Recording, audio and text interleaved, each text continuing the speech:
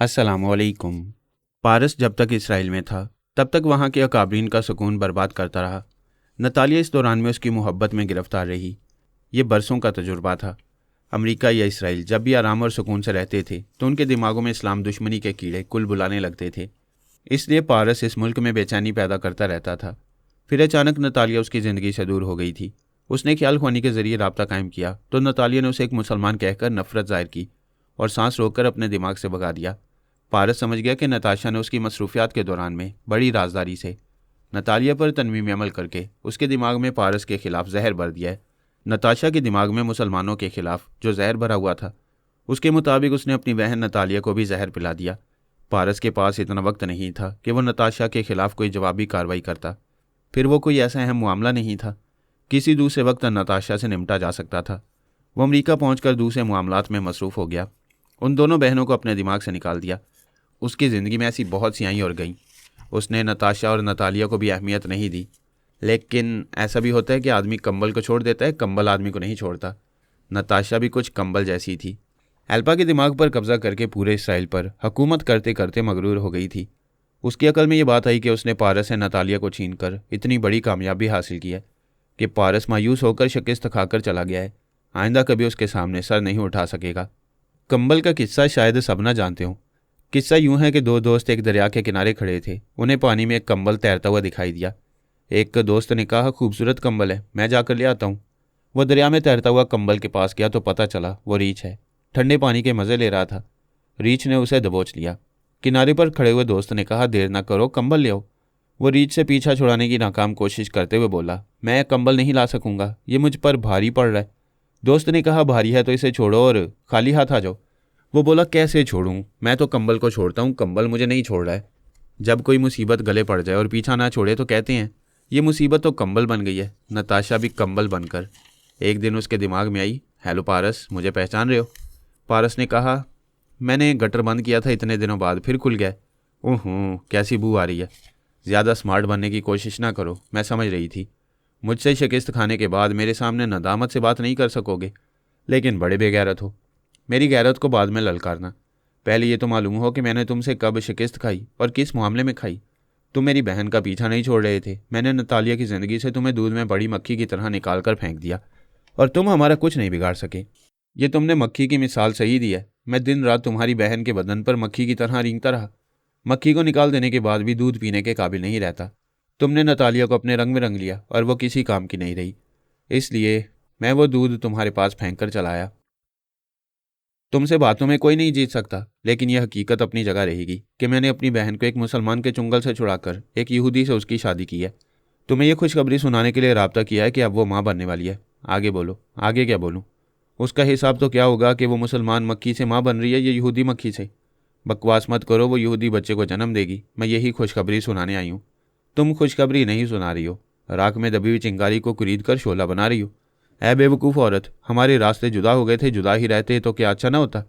बेशक अब भी हम जुदा हैं और हमेशा जुदा रहेंगे। अब रास्ते अलग कहाँ रहे? तुम समझती हो सोए हुए शेर को जगाऊं और वो हुर्रा कर हमला नहीं करेगा। दरअसल इसराइल में बड़ी कामयाबियां हासिल करके तुम मगरूर हो गई हो, और जब औरत मगरूर होती है तो बड़ी हमाकतें करने लगती है। अच्छा, तो तुम शेर हो, सो रहे थे, मैंने जगाया है, क्या हमला करोगे? तुम्हारी उम्र इतनी ज़्यादा हो चुकी है कि कोई बूढ़ा शेर भी तुम पर हमला नहीं करेगा। हाँ, ये ज़रूर है कि मैं तुम्हारे गुरूर का सर नीचा करूँगा। मैं तुम्हें ललकारने नहीं आई थी, मुझे गलत ना समझो। एक बहन जब माँ बनती है तो दूसरी बहन खुश होकर 10 जगह खुशखबरी सुनाती है और ताना भी देती है कि मैं शिकस्त खाकर इसराइल से अमेरिका आया हूँ। तुमने अभी आकर जितनी बकवास किया उसका जवाब तुम्हें जल्दी मिलने वाला है। तुम क्या करोगे? क्या नतालिया को माँ नहीं बनने दोगे? क्या उसकी इस दवाजी और घरेलू ज़िंदगी तबाह कर दोगे? मैं कम ज़रफ़ नहीं हूँ। नतालिया ने मेरे साथ कुछ अच्छे दिन गुजारे हैं, मैं उसे शादो आबाद रहने दूंगा, मगर तुम। वो बोलते बोलते यूं ही चुप हो गया। वो परेशान होकर बोली, मैं क्या? तुम खामोश क्यों हो गए? जब किसी की शामत आती है तो वो कहता है, आ बैल, मुझे मार, मैं तो बैल हूँ। तुमने बुलाया है, मैं ज़रूर सींग मारने आऊँगा। फ़िलहाल तुम्हें अपने दिमाग से धक्के देकर निकाल रहा हूँ। आइंदा तुम सारी ज़िंदगी धक्के खाती रहोगी। उसने सांस रोक ली। खुशखबरी सुनाने वाली उसके अंदर से ऐसे निकल गई जैसे उसे धक्के मारे गए हों। बड़े बड़े कारनामे अंजाम देने वालों की फहरिस्त में एल्पा का भी नाम आता था। वो टेलीपैथी के जरिए बरसों से मुमलिकत इसराइल को मुस्तहकम बनाती आ रही थी। अपने मुल्क और कौम की बका के लिए सिर्फ अर्जी मखलूक से नहीं, खलाई मखलूक से भी तनहा जंग करती रही थी। इसराइली हुकाम और फौज के तमाम आला अफसरान उसे देखते ही एहतरामन उठकर खड़े हो जाते थे और उसे सलूट करते थे। नताशा ने उसी अल्पा को बड़ी मक्कारी से अपनी मामूला बना लिया था और काफ़ी अरसे से उसके दिमाग में घुसकर इसराइल पर हुकूमत कर रही थी। अल्पा बेखबर थी कि किसी ने उसे मामूला और ताबेदार बना रखा है। कभी कभी पारस भी ज़रूरी मालूमात हासिल करने के लिए नताशा का लहजा इख्तियार करके अल्पा के अंदर पहुंच जाता और उसके चोर ख्यालात पढ़ लिया करता था। वो अमेरिका आने के बाद अल्पा से भी बेनियाज हो गया था। कोई ऐसा मामला नहीं था जिसके हवाले से वह अल्पा को याद करता। नताशा ने उसे छेड़कर अल्पा की याद दिलाई। वह अब अल्पा के जरिए ही उसके गुरूर का सर नीचा कर सकता था। इस ख्याल से वो नताशा का लुबा लहजा इख्तियार करके उसके दिमाग में आया। चूंकि वह नताशा की मामूला थी इसलिए उसने पारस को अपने अंदर महसूस नहीं किया। इस वक्त वह ब्रेन आदम से बातें कर रही थी। ब्रादर, कुछ अरसे से बड़ा इत्मीनान है। हमारे मुल्क में अमन अमान है। कोई भी टेलीपैथी जाने वाला हमारे मुल्क में सरगर्म नहीं है। आजकल मैं वक्त पर सोती हूँ और वक्त पर खाती हूँ। ब्रेन आदम ने कहा, वाकई खुदा का शुक्र है कि हम ज़रा इत्मीनान से ज़िंदगी गुजारें। इस बात का बड़ा फ़ायदा पहुंच रहा है कि अब नादीदा बनाने वाली गोलियां नहीं रहीं, वरना इस शुबे में मुब्तला रहते कि पता नहीं कौन नादीदा बनकर हमें देख रहा है और हमारी खुफिया मसरूफियात से वाकिफ़ हो रहा है। अल्पा ने कहा, अगरचे उन गोलियों से हमें बड़े फ़ायदे पहुंच रहे थे, लेकिन हमारे दुश्मन भी हमारे खिलाफ ऐसे ही फ़ायदे उठा रहे थे। ऐसे अंदेशों से निजात मिल गई कि कोई छुपकर हमारी निगरानी कर रहा है।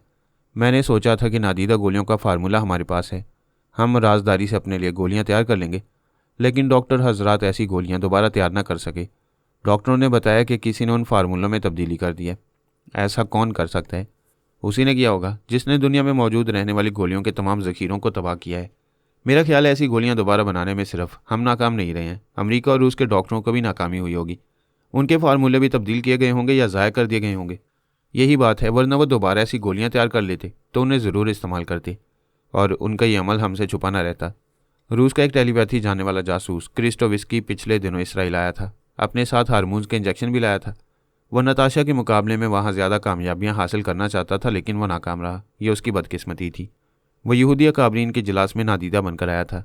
उसी वक्त गोली का असर ज़ायल हो गया था और वो नमूदार हो गया था। वहाँ से वो फरार ना हो सका, गिरफ्तार हो गया।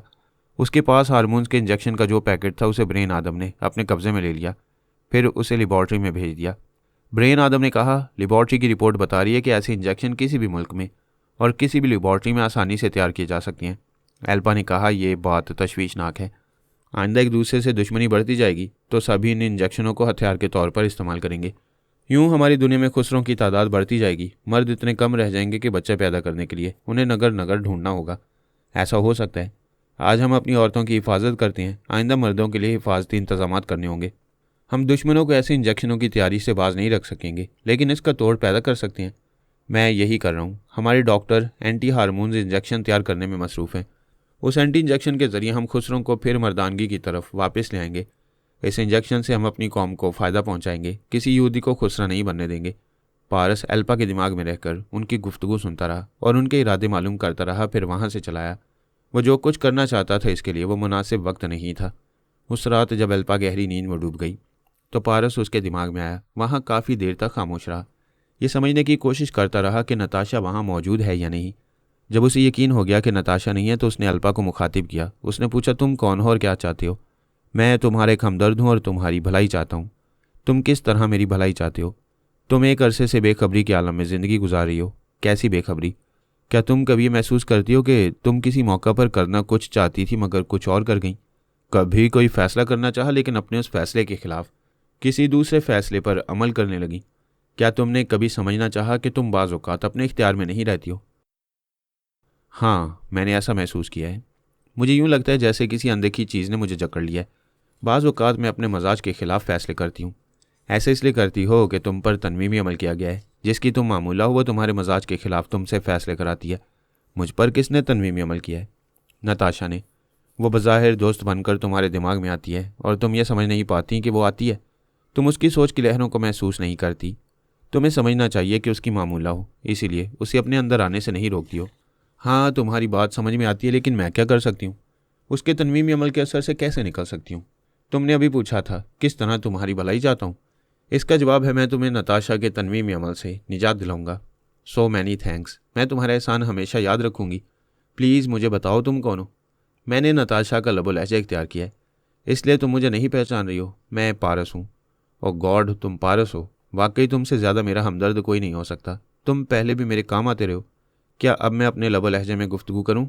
हाँ करो, मैं सांस नहीं रोकूंगी। तुम्हारी अपनी आवाज़ सुनकर मुझे अपनाइयत महसूस होती रहेगी। वो अपने लबो लहजे में बोलने लगा। तुम इस तरह गहरी नींद में रहकर मेरे तनवीमी अमल के ज़रिए असर आओगी। पारस, वादा करो, उससे निजात दिलाकर तुम मुझे अपनी मामूला नहीं बनाओगे, वरना मैं आसमान से गिरूंगी और खजूर में अटक कर रह जाऊंगी। जब तुम जचगी की हालत में थी तब मैं तुम्हें अपनी मामूला बना सकता था। मैं तो क्या, मेरे पापा भी जनाब अली असदुल्ला तबरेज़ी के हदायत के खिलाफ कभी कोई कदम नहीं उठाते। जनाब तबरेज़ी तुम पर मेहरबान है, इसलिए हम तुम्हारी लालमी में भी तुम्हें कभी धोखा नहीं देंगे। जनाब तबरेज़ी मुझ पर मेहरबान है, मैं अपनी खुशबख्ती पर जितना फ़ख्र करूँ कम है। अब मैं मुतमईन हूँ, मुझ पर अमल करो। वो उस पर अमल करने लगा। नताशा के तनवीमी अमल को यकसर मिटा देने के लिए उसका ब्रेन वॉश करने लगा। जब उसके जहन से पिछले अमल की एक एक बात धुल गई और वह नताशा के सैर से निकल गई तो उसने कहा, अब तुम आज़ाद हो। नताशा और नातालिया तुम्हारे अंदर आना चाहेंगी तो तुम उनकी सोच की लहरों को महसूस करते ही सांस रोककर उन्हें भगा दिया करोगी। मैं तुम्हारे दिमाग को लॉक कर रहा हूँ, आइंदा कोई छुपकर तुम्हारे अंदर नहीं आ सकेगा। वो उसे नताशा से निजात दिलाकर तनवीमी नींद सोने के लिए छोड़कर चला गया। वह दूसरी सुबह बेदार हुई तो खुद को हल्का फुल्का महसूस करने लगी। वह बहुत खुश हो रही थी। एल्पा ने बिस्तर से उठकर बैठते हुए एक भरपूर अंगड़ाई ली, फिर अचानक सांस रोक ली। उसे पराई सोच की लहर महसूस हुई थी। थोड़ी देर बाद फिर वही लहर महसूस हुई। एल्पा ने इस बार सांस नहीं रोकी। उसे नताशा की आवाज़ सुनाई दी, एल्पा, मैं हूँ तुम्हारी सहेली, तुम्हारी दोस्त और तुम्हारी मुआविन व मददगार नताशा। अच्छा नताशा हो, मेरे अंदर से जाओ, मैं तुम्हारे अंदर आऊँगी। मैं हमेशा तुम्हारे अंदर रहकर बोलती हूँ, आज तुम नई बात कर रही हो। आज से मैं फिर वही एल्पा हूँ जिसके दिमाग तक तो क्या, साए तक भी कोई दुश्मन पहुँच नहीं पाता। अब जाओ, मैं आ रही हूँ। उसने सांस रोक ली। वो चली गई। ये समझ गई कि अल्पा हाथ से निकल गई है। उसके निकल जाने के बाद अब इसराइल पर उसकी हुक्मरानी नहीं रहेगी। वो बहुत सी कुव्वतों से और बहुत से इख्तियारात से महरूम हो गई। इक़्तिदार की कुर्सी से नीचे गिरने में वक्त नहीं लगता, ऐसा चश्मे ज़दन में हो जाता है, और उसके साथ ऐसा हो चुका था। उसने पराई सोच की लहरों को महसूस किया, समझ गई कि अल्पा आई है। उसने आने नहीं दिया। एल्पा ने 2-4 बार दस्तक दी लेकिन वह सांस रोकती रही। वो नताशा पर लानत भेजकर ब्रेन आदम के पास आई। फिर बोली, ब्रादर, हम पिछले दिनों बेखबरी में बहुत नुकसानात उठाते रहे हैं। क्या कह रही हो? हम किन मामलात से बेखबर थे? वह चुड़ैल नताशा बहुत मक्कार साबित हुई है। उसने पता नहीं कब मेरे दिमाग पर काबू पा लिया, मुझ पर तनवीमी अमल किया और मुझे अपनी मामूला और ताबेदार बना लिया। ओ गॉड, ऐसा कब से हो रहा है? जब वो चुड़ैल पहली बार इसराइल आई थी। मेरा ख्याल है उन दिनों मैं जचकी के बायस कमज़ोर हो गई थी। उसने मेरी कमज़ोरी से फ़ायदा उठाया। एल्पा, उस जलील औरत ने तुम्हारे अंदर रहकर हमारे बहुत से अहम राज मालूम किए होंगे। उस औरत को फ़ौरन गिरफ्तार करना चाहिए। ब्रादर, वो बहुत चालाक है। अब तक वो अपनी रिहाइश का छोड़ चुकी होगी। फिर भी आप जल्द से जल्द उसके बंगले का मुहासरा करें। वो दोनों नताशा को घेरने और गिरफ्तार करने के सिलसिले में मसरूफ़ हो गई। नताशा को जैसे ही यकीन हुआ था कि अल्पा उसकी मुट्ठी से फिसल गई है, वैसे ही दिमाग ने समझाया कि खतरा है, उसे रुपोश हो जाना चाहिए। वो फ़ौरन ही ज़रूरी सामान लेकर दूसरी जगह मुंतकिल हो गई। ख्याल खोने के ज़रिए अपनी बहन से कहा, नतालिया, बड़ी गड़बड़ हो गई है। एल्पा हमारी मामूला नहीं रही, अब वो हमसे बुरी तरह पेश आएगी। मैं रुपोश हो रही हूँ, तुम भी जगह बदल दो, अपने चेहरे पर तब्दीलियाँ करो। मैं भी यही करने वाली हूँ। अब हम अपने असली चेहरों के साथ यहाँ नहीं रह सकेंगे। नतालिया ने कहा, मैं अभी हिफाजती तदाबीर पर अमल कर रही हूँ, लेकिन यह अचानक कैसे हो गया? वो तुम्हारी तनवीमी अमल के असर से कैसे निकल गई? वह हैरानी से बोली, मुझे यह सोचने का मौका ही नहीं मिला कि वो मेरे असर से कैसे निकल गई। जैसे ही पता चला कि अब वो हमारी मुट्ठी में नहीं रही, मैं जान बचाने की फ़िक्र में लगी हुई हूँ। अब तो सोचो वो कमबख्त हमारे कब्ज़े से कैसे निकल गई और दोबारा किस तरह उस पर कब्ज़ा जमाया जा सकता है। तनवीमी अमल की मुद्दत पूरी हो जाए तो उसका असर ज़ायल हो जाता है, जबकि अल्पा पर किए हुए अमल की मुद्दत पूरी नहीं हुई। वो खुद मेरे असर से निकल नहीं सकती, किसी ने अपने तनवीमी अमल से। वो कहते कहते रुक गई, फिर चौंक कर बोली, समझ गई, उस जलील कमीने ने हमें उसके दिमाग से निकाला है। तुम किसे गालियाँ दे रही हो? उसी पारस को दे रही हूँ। मैंने उसे खुशखबरी सुनाई थी कि तुम माँ बनने वाली हो। यह सुनकर उसे आग लग गई। उसने चैलेंज किया था कि हमें इसराइल में हुकूमत नहीं करने देगा, यहाँ से हमारी हुक्मरानी ख़त्म कर देगा। नतालिया ने कहा, और हमारी हुक्मरानी ख़त्म करने के लिए उसने अल्पा के दिमाग से तुम्हारे तनवीमी अमल को मिटा दिया है। हाँ, उसकी दुश्मनी बहुत महंगी पड़ रही है। हमारे कदम यहाँ से उखड़ने वाले हैं। तुमने मेरे माँ बनने की खबर उसे क्यों सुनाई? तुमने उसे और बहुत कुछ कहा होगा, तब ही उसने इतना बड़ा कदम उठाया। जो होना था वो हो गया। अब सोचना यह है कि हमें यहाँ दोबारा कदम जमाने के लिए क्या करना होगा। अब तो यह सवाल ही पैदा नहीं होता कि हमें अल्पा के दिमाग में दोबारा जगह मिल जाए। वो बहुत मोहतात रहेगी। हमें जल्द ही कुछ ना कुछ करना होगा। हम यहाँ से बाजी हार कर नहीं जाएंगे। एक तदबीर है नतालिया, तुम्हें उस पर अमल करना होगा। तदबीर क्या है? पारस को फिर एक बार मोहब्बत के जाल में फांस लो। वो तुम्हारी खातिर हमारी हार को जीत में बदल देगा। तुमने तनवीमी अमल के ज़रिए मेरे दिमाग से पारस की मोहब्बत मिटा दी है। मुझे याद नहीं है कि मैं किस तरह से मोहब्बत किया करती थी। मोहब्बत याद करने की चीज़ नहीं है। तुम मोहब्बत की एक्टिंग करोगी तो वो उल्लू बन जाएगा। तुम जो कहोगी तुम्हारे लिए वही करेगा। क्या मैं अभी उसे मुखातिब करूं? हाँ, अभी करो, देर ना करो। हमें हारी हुई बाजी जल्द से जल्द जीतना है। नतालिया ने ख्याल ख्वानी की परवाज़ की। पारस के दिमाग में पहुंची। पारस अपना सर खुजाक कर यूं हाथ हिलाने लगा जैसे मक्खी को भगा रहा हो। वो बोली, हेलो पारस, मैं आई हूँ। वो मक्खी को भगाते हुए बोला, होश होश, ये मक्खी कहाँ से आ गई? मैं आई हूँ नतालिया, तुम्हारी नतालिया। अरे ये तो कमाल हो गया, ये मक्खी बोल रही है। नहीं पारस, जिस मक्खी को भगा रहे हो वो भला कैसे बोलेगी? मैं तुम्हारे दिमाग में बोल रही हूँ। मैं तुम्हारी नतालिया हूँ। नतालिया? कौन नतालिया? क्या वो नतालिया जो एक बच्चे की माँ बनने वाली है? हाँ, मैं वही हूँ। तुम्हें खुशखबरी सुनाने आई हूँ। तुम्हारी बहन ने भी खुशखबरी सुनाई थी। तुम बहनों को खुशखबरियाँ रास नहीं आती हैं। तुम ना सुनाओ तो बेहतर है। मैं तो सुनाऊंगी। पता है मैं तुम्हारे बच्चे की माँ बनने वाली हूँ। तुम उस बेचारी यहूदी शौहर से बाप बनने का क्रेडिट छीन कर मुझे दे रही हो। मैं कसम खाकर कहती हूँ ये उसका नहीं, तुम्हारा है। कितने महीने हुए हैं? ये 5वां महीना है। मुझसे बिछड़े हुए 11 महीने हो गए।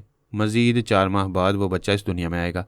यानी मुझसे बिछड़ने के 1 बरस 3 माह बाद क्या हाथी का बच्चा पैदा करने वाली हो? मेरे जज्बात को समझो। मैं तुमसे इतनी मोहब्बत करती हूँ कि होने वाले बच्चे को तुम्हारा ही कहती हूँ। अपनी फैक्ट्री से निकले हुए माल पर किसी के भी नाम का लेबल लगा सकती हो। किसी भी मुल्क की अदालत तुम्हें ऐसा करने से रोक नहीं सकती। बच्चे की बात छोड़ो, मैं तुमसे मोहब्बत करने आई हूँ। इस हालत में मुझसे मोहब्बत करोगी? कोई और काम करो। तुम मुझे अपनी जान कहते थे। तुम्हारी ये जान मुसीबत में है। मैं बहुत ऊंचे मुकाम से नीचे गिर रही हूँ। मुझे संभालो। तुम्हें इतने ऊपर चढ़ने की क्या ज़रूरत थी? पीछे से तुम्हारी बहन ने धक्का दिया होगा। हम दोनों ही गिर चुके हैं। हमें वापस अल्पा के दिमाग में पहुंचा दो। ऐसे हालात पैदा करो कि हम फिर उसे अपनी मामूला और ताबेदार बना सकें। मेरे लिए ये कोई मुश्किल काम नहीं है। क्या वो फिर हमारी मामूला बन जाएगी?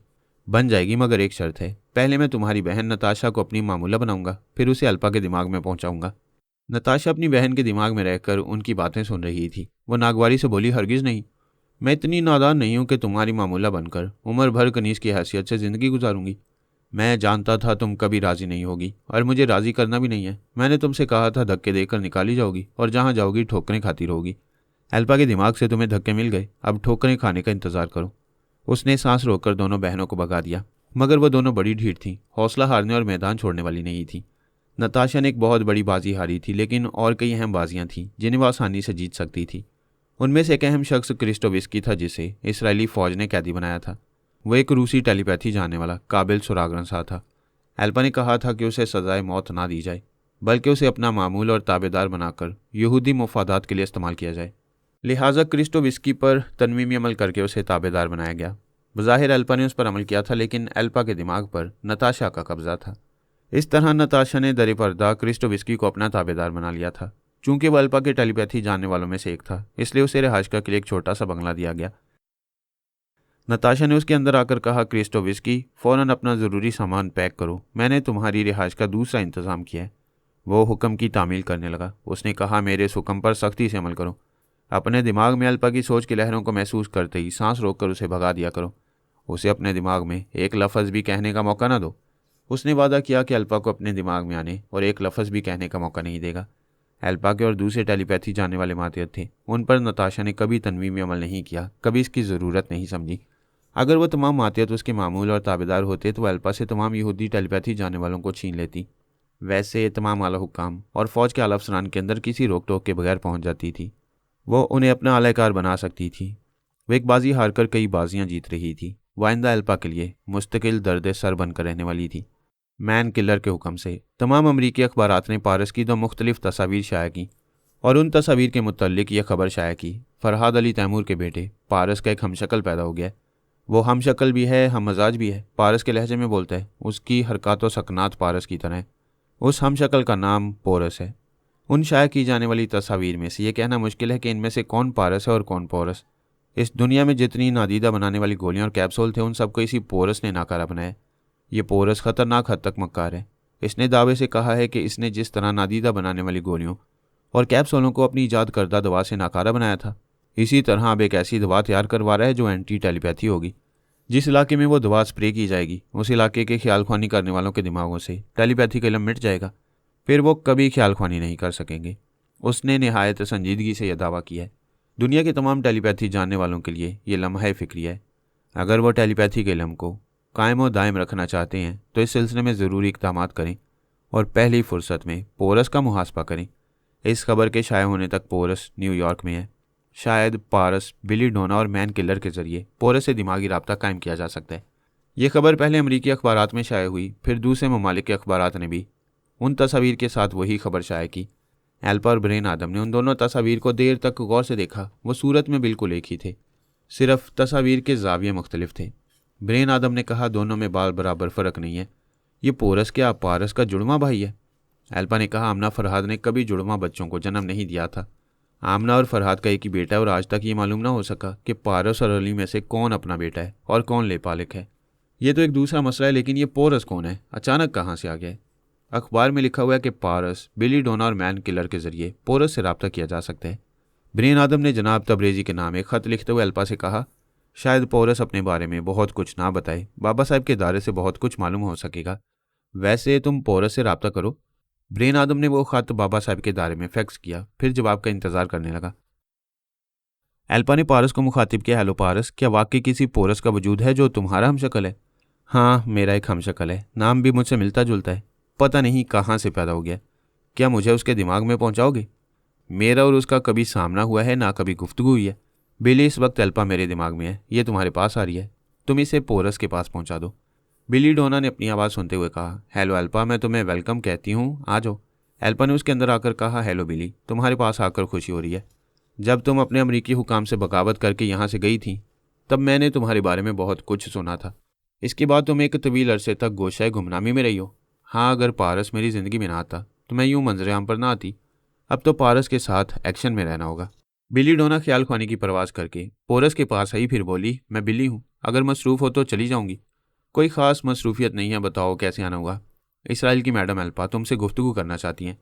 क्या तुम मैडम को अपने दिमाग में आने दोगे? मुझे मैडम से गुफ्तगू करके खुशी होगी, मैं उन्हें खुश आमदीद कहता हूँ। फिर तो तुम दोनों बातें करो, मैं जा रही हूँ। बिली डोना चली गई। एल्पा ने कहा, हेलो पोरस, मैं एल्पा हूँ। मैं एक बार फिर खुश आमदीद कहता हूँ। तुमने टेलीपैथी की दुनिया में अचानक आकर सबको हैरान कर दिया। क्या तुमने ही नादीदा बनाने वाली गोलियाँ और फ्लाइंग कैप्सूल नाकारा बनाई हैं? हाँ, मुझे बात ग्रां गुजरती थी कि नादीदा बनकर कोई किसी की तन्हाई में जाए। मियाँ बीवी, बाप बेटे, माँ बेटी के दरमियान तन्हाई में कुछ ऐसी बातें भी होती हैं जो दूसरों को नहीं सुनना चाहिए। बाज़ बेहया लोग नादीदा बनकर जवान लड़कियों के बेडरूम में चले जाते थे। मैंने ऐसी बेहयाई को यकसर ख़त्म कर दिया।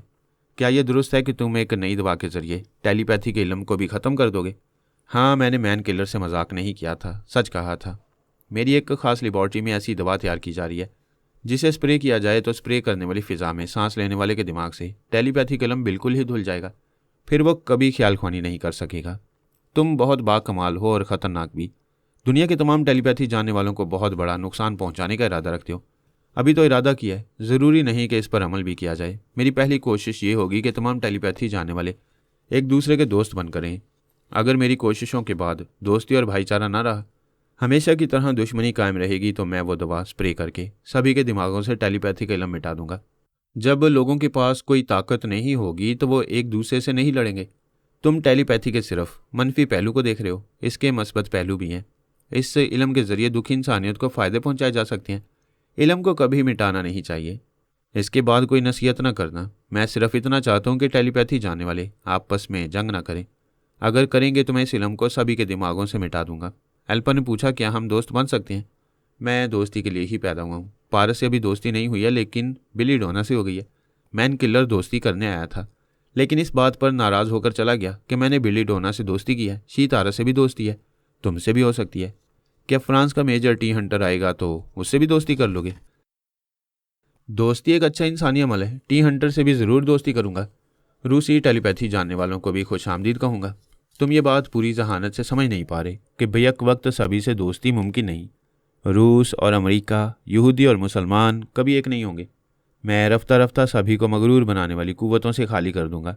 नफ़रत और लड़ाई के लिए कुव्वत लाजमी है। जब कुव्वत नहीं रहेगी तो क्या कमज़ोर आपस में लड़ सकेंगे?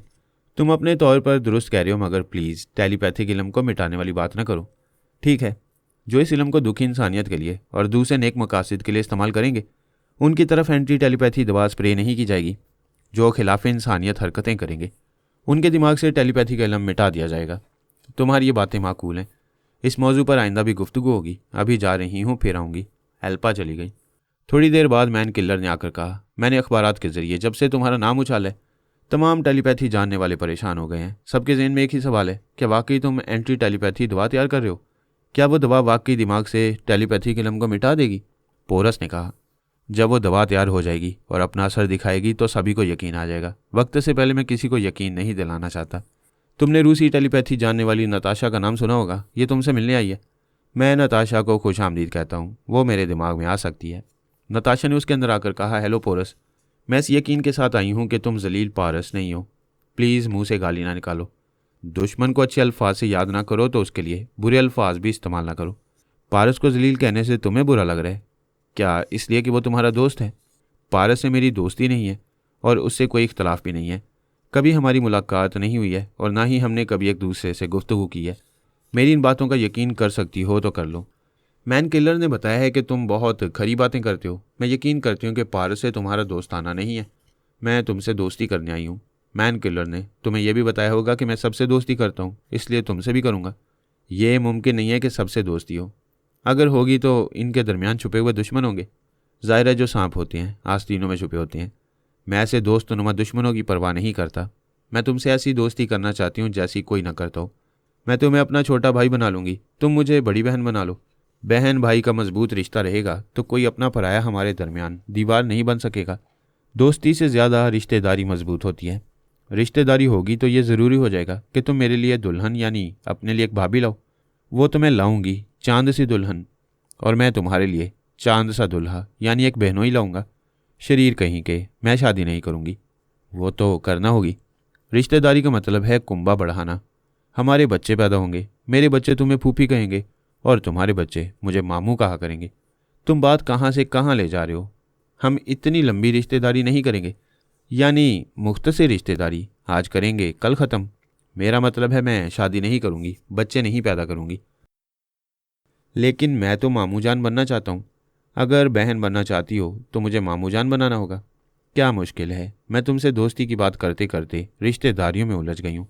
हम ऐसी अमली और एक्शन से भरपूर दुनिया में रहते हैं जहाँ बच्चे पैदा नहीं किए जा सकते।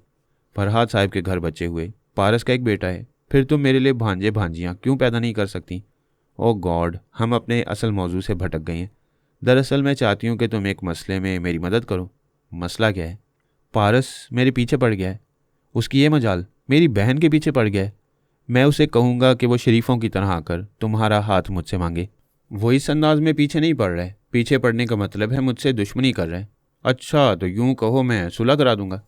मैं सुलह नहीं करूँगी। उसने मुझे अल्पा के दिमाग से निकाल दिया है। मैं उसके दिमाग में बैठकर पूरे इसराइल पर हुकूमत कर रही थी। पारस ने मुझे हुक्मरानी से महरूम कर दिया। अल्पा के दिमाग से मेरे तनवीमी अमल को मिटा दिया है। मैं कल तक हुक्मरान थी, आज एक मुजरिमा की तरह छुपती फिर रही हूँ। तुम्हारी दास्तान बड़ी दर्दनाक है, सुनकर तुमसे हमदर्दी हो जाती है। मैं तुम्हारे लिए क्या कर सकता हूँ? हम दोनों अल्पा के दिमाग तक पहुँचने का कोई रास्ता निकाल सकते हैं। वो बरसों से अपने मुल्क व कौम की खिदमत करती आ रही है। उसने तुमसे दुश्मनी की इब्तदा नहीं की थी, फिर तुम उससे क्यों दुश्मनी कर रही हो? उस बेचारी को इसराइल में अपने फ़राइज़ अदा करने दो। कैसी बातें करते हो? क्या तुम चाहते हो मैं इक़्तिदार से महरूम हो जाऊँ? अल्पा के दिमाग में बैठकर हुकूमत ना करूँ? इसराइल उसका मुल्क है, तुम वहाँ क्यों हुकूमत करना चाहती हो? किसी को इक़्तिदार की कुर्सी से गिराकर उसके हकूक़ छीनना अच्छी बात नहीं है। तुम तो फरिश्तों जैसी बातें कर रहे हो, मैं इंसानों की बातें कर रहा हूँ। जब हम एक दूसरे के हकूक़ छीनना चाहते हैं तो फिर झगड़ा करने लगते हैं, और मैं यही नहीं चाहता। इसलिए जल्द ही टेलीपैथी के इल्म को हमेशा के लिए मिटा दूंगा। तुम्हें ऐसा नहीं करना चाहिए। टेलीपैथी ना रही तो हम आम इंसानों जैसे रह जाएंगे। इंसान जब आम नहीं होना चाहता, ख़ास बनना चाहता है, तभी नफ़रत और झगड़े फैलते हैं। मैं नफ़रतों और अदावतों का सदियों पुराना सिलसिला ख़त्म करके रहूँगा। शायद मैं तुम्हारे पास आकर वक्त ज़ाया कर रही हूँ। आखिरी बात कह दो, मेरा साथ दोगे या मुझे मायूस करोगे? मैं कभी किसी को मायूस नहीं करता। लोग मेरे असूलों की मुखालफत करते हुए खुद ही मुझसे मुँह फेर कर चले जाते हैं। अगर तुम सबसे दोस्ती रखने का जज्बा अपने अंदर पैदा करोगी तो मैं तुम्हें दुश्मनों से बचाऊंगा, ख्वाह वो दुश्मन अल्पा हो या पारस। अल्पा के हुक्म से फ़ौजी जवान मुझे गिरफ्तार करने के लिए तलाश कर रहे हैं। पारस अल्पा को मेरे खिलाफ भड़का रहे।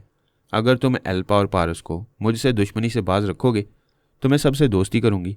अल्पा अपने मुल्क में तुम्हारे खिलाफ कानूनी कार्रवाई कर रही है। इस कार्रवाई से महफूज रहने का सीधा सा रास्ता है, तुम अल्पा का मुल्क छोड़ दो, अपने मुल्क रूस जाकर रहो। अपने अपने घर में रहने से दुश्मनियाँ ख़त्म हो जाती हैं। मैं एल्पा से कमतर नहीं हूँ। मैं उसे 2 कौड़ी का बना दूंगी और पहले की तरह शान शौकत से इसी मुल्क में रहूंगी। एल्पा भी मुझसे दोस्ती रखना चाहती है। तुम इस मुल्क में एक बाहर वाली हो। अगर एल्पा के लिए मसाइल पैदा करोगी तो मुझे तुमसे नहीं, एल्पा से हमदर्दी होगी। मैं लानत भेजती हूँ तुम्हारी हमदर्दी पर। तुम दोगले हो, इधर भी दोस्ती करते हो और उधर भी। मैं तुम्हारी दोस्ती की मोहताज नहीं हूँ। ये कहकर वह चली गई। वो ज़ेरे लब कहने लगा, ये टेलीपैथी जानने वाले कभी मोहब्बत और अमन का सबक नहीं पढ़ेंगे। इन्हें पढ़ाओ तो भूल जाया करेंगे। अब तो बस वही दवा इनके दिमाग दुरुस्त करेगी। दुनिया भर में जितने जुराइम ज़मीन के ऊपर होते हैं उतने ही ज़मीन के नीचे भी होते हैं। अंडरवर्ल्ड क्राइम की दुनिया में उन तीनों लॉर्ड्स का बड़ा नाम था। वो तीनों ड्रग माफिया के सरबराह थे। उनके बाद अब जी कॉक नंबर 1 हो गया था। वो बेइंतहा सफ्फाक था। इंसानी दिल, आंखें और गुर्दों का कारोबार करता था। जी कॉक को जब ये पता चला कि फरहाद का एक बेटा अली तैमूर उन दोनों लॉर्ड्स के पीछे पड़ गया है तो उसके कानों में खतरे की घंटी बजने लगी थी। सिर्फ वही नहीं, अंडरग्राउंड की दूसरी खतरनाक तंजीमें भी चौकन्नी हो गई थीं। सभी संदेशे में मुब्तला हो गए कि अभी अली आया है, उसके बाद पारस आएगा, फिर उनका बाप भी आएगा। ये लोग पाताल में भी उनका पीछा नहीं छोड़ेंगे। तमाम अंडरग्राउंड माफिया और सिंडिकेट्स के सरबराहों ने एक खुफिया इजलास में यह तय किया कि अली को अपनी तरफ आने से रोक दिया जाए, तो फिर फरहाद की फैमिली का कोई दूसरा फर्द उन्हें नुकसान पहुंचाने नहीं आएगा। लिहाजा अली को अब किसी अंडरग्राउंड के सरबराह तक पहुंचने ना दिया जाए, उसे ऊपर ही ऊपर लाहौर में ख़त्म कर दिया जाए। अंडरग्राउंड के सरबराहों का ये फैसला दोनों लॉर्ड्स की ज़िंदगी में किया गया था। जी कॉक को ये जिम्मेदारी दी गई थी कि वो अली को ठिकाने लगा दे। जब वो अपनी जिम्मेदारी पूरी करने के लिए उन दोनों लॉर्ड्स की मदद के लिए आया तो उसकी आंखें फटी की फटी रह गईं। उसकी समझ में नहीं आया कि वो उन दोनों को अली के चुंगल से किस तरह निकाले। उसने आखिरी वक्त तक उन्हें बचाने की हर मुमकिन कोशिश की थी। वो नहर में डूबने लगे तो उनके दिमागों में घुसकर उन्हें नहर से निकालना चाहा, लेकिन फहमी और अली बार बार उन उभरने वालों को डुबोते रहे। आखिर वो किनारे ना लग सके। वो नहर उनका मकबरा बन गई। जी कॉक वो ख़तरनाक मुजरिम था जो दुनिया की बड़ी बड़ी तंजीमों से टकरा जाता था। CIA, KGB, मूसाद, राह और इंटरपोल के कई ज़बरदस्त एजेंट्स को ठिकाने लगा चुका था। उसका एक मामूली सा कारकुन भी गिरफ्तार हो जाता तो वो उनके आहनी शिकंजों से उसे निकाल लाता।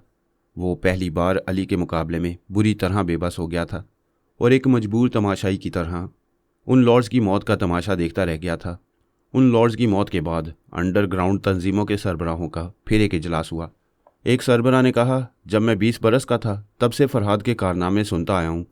अब मैं 50 बरस का हूँ। फरहाद के बेटे जवान होकर साबित कर रहे हैं कि वो हमारे लिए अपने बाप से भी ज़्यादा खतरनाक हैं।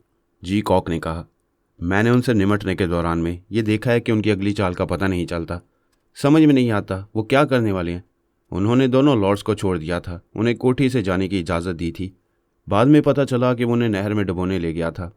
एक सरबराह ने कहा, वो एक है, हम दर्जनों हैं। उसे किसी तरह घेर कर गोली मार सकती हैं या उसे पाकिस्तान से भागने पर मजबूर कर सकती हैं। दूसरे ने कहा, इससे पहले ये कोशिश होनी चाहिए कि वो अंडरग्राउंड तंजीमों की तरफ रुख न करे, पहले उसका रास्ता रोका जाए। तीसरे सरबराह ने कहा, मुख्तार शाह को कत्ल कर दिया जाए तो अली को कभी हम में से किसी का सुराग नहीं मिलेगा। सब ने मुतफिका तौर पर यही फैसला किया कि मुख्तार शाह अंडरग्राउंड के बहुत से राज जानता है, लिहाजा जितनी जल्दी हो सके उसे गोली से उड़ा दिया जाए। इस फैसले के मुताबिक जी कॉक ख्याल खानी की परवाज़ करता हुआ मुख्तार शाह के दिमाग में आया। उसने सांस रोक ली। उसे अपने अंदर आने की इजाज़त नहीं दी। वो समझ गया मुख्तार शाह उन तीनों लॉर्ड्स का मामूल और ताबेदार था, सिर्फ उनकी सोच की लहरों को महसूस नहीं करता था। उसने एक मुर्दा लॉर्ड का लबो लहजा इख्तियार किया, फिर उसके दिमाग में पहुंचा तो जगह मिल गई। उसने मुखातिब किया, हेलो शाह। वो चौंक कर बोला, तुम कौन हो? तुम्हारे दिमाग में सिर्फ वो तीनों लॉर्ड्स आ सकते थे। तुम्हारे लिए ये बुरी खबर है कि बाकी 2 लॉर्ड्स मारे गए हैं। तुम झूठ बोल रहे हो, मैं अभी मालूम करता हूँ। वो ख्याल खुआनी की परवाज़ करते हुए अपने लॉर्ड्स के दिमाग में पहुंचने की कोशिश करने लगा। उसकी सोच की लहरें वापस आने लगीं। आखिर वो परेशान होकर बोला, हाँ, वो सब मर चुके हैं। तुम मेरे अंदर कैसे आ गए? मैंने एक मुर्दा लॉर्ड का लबो लहजा इख्तियार किया है। अली ने उन दोनों को नहर में डुबो कर मारा है। अब तुम्हारी बारी है। अली उन लॉर्ड्स तक कैसे पहुंच गया था? तुम्हारे ज़रिए? नहीं, फहमी और अली मुझे भूल चुके थे, मेरे दिमाग में नहीं आते थे। ये तुम्हारी खुशफहमी है कि वो तुमसे बेखबर हो गए हैं, जबकि वो अब भी तुम्हारे अंदर आते जाते रहती हैं। वो सहम कर बोला, नहीं, वो मेरे अंदर आते और उन्हें मेरी असलियत मालूम हो जाती कि मैं ही फहमी के बाप का कातिल हूँ तो वो मुझे जिंदा न छोड़ते। उन्होंने तुम्हें ढील दी है।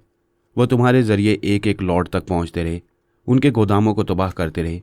उन तीनों लॉर्ड्स को मौत के घाट उतारने के बाद अब वो हमारी तरफ आएंगे। अब तो वो मुझे मार डालेंगे। नहीं, अभी वो तुम्हें जिंदा रखेंगे। तुम अंडरग्राउंड के बहुत से राजों से वाकिफ हो। वो तुम्हारे जरिए अब हमारी शाहरग तक पहुंचना चाहेंगे। अंडरग्राउंड तंजीमों के सरबराहों का ये मुत्तफिक फैसला है कि पहली कोशिश में तुम्हें गोली मार दी जाए। नहीं, तुम मुझे नहीं मार सकोगे। मैं अपनी हवेली में महफूज हूँ, तुम अंदर नहीं आ सकोगे। मैं तो तुम्हारे अंदर हूँ और तुम मुर्दा लॉर्ड्स के मामूल और ताबेदार हो। मैं उनके लबो लहजे में हुक्म दूंगा कि खुद को गोली मारो तो मजबूरन हुक्म की तामील करोगे। नहीं, तुम ऐसा नहीं करोगे। मुझे खुदकुशी पर मजबूर नहीं करोगे। मैं ज़िंदा रहना चाहता हूँ। मुझे ज़िंदगी से बहुत मोहब्बत है। मुझे ज़ेबा से बहुत मोहब्बत है। मैं उसके साथ ज़िंदगी की रंगीनियाँ देखना चाहता हूँ। तुम्हें ज़िंदगी भीख में नहीं मिलेगी। हाँ, अगर मेरे काम आते रहोगे तो अंडरग्राउंड के तमाम सरबराहों से तुम्हें बचा कर जिंदा रखूँगा। मैं तुम्हारे काम आऊँगा, जिस तरह कहोगे काम आऊँगा। मेरी नज़रों में तुम्हारी अहमियत इसलिए है कि तुम टेलीपैथी जानते हो। तुम्हारा ये इल्म आइंदा मेरे काम आएगा। बेशक मैं अपने इल्म के साथ तुम्हारे काम आता रहूँगा। मैं तुम्हारा चेहरा और तुम्हारी शख्सियत बदल दूँगा। तुम पर तनमीमी अमल करूँगा। तुम्हारा लब लहजा भी तब्दील करूँगा। अली और फहमी कभी तुम्हारे दिमाग में नहीं आ सकेंगे। वो तुम्हारे मौजूदा लब लहजे के ज़रिए तुम्हें ढूंढते रह जाएंगे। वो अपनी जान की सलामती के लिए राज़ी हो गया। बिस्तर पर आंखें बंद करके लेट गया। खुद को राज़ी खुशी जी कॉक के हवाले कर दिया। वो उस पर तनमीमी अमल करने लगा। इस अमल के बाद उसका चेहरा बदल कर अंडरग्राउंड के सरबराहों से भी उसे छुपाकर अपना आलाकार बनाए रखना चाहता था।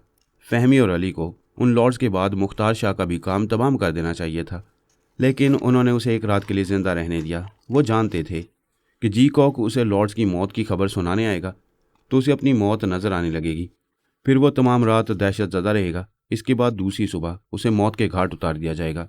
दूसरे दिन वो दोनों मुख्तार शाह के दिमाग में पहुंचने की कोशिशें करने लगे। उन्हें उसका दिमाग नहीं मिला। यही बात समझ में आई कि वो मर चुका है या उसका लबो लहजा बदल गया है।